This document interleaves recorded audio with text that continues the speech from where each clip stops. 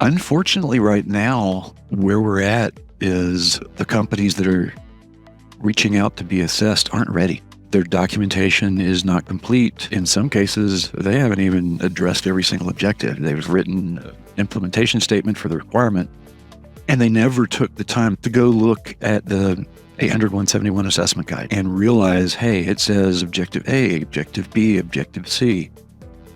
I need to address each one of those. There are so many of those objectives where it says identify or define. Have you identified the time source that you're syncing all your computers to? And I can't tell you the number of SSPs that I've seen that they just say, we sync our time, but don't specify, because it says identify is the objective.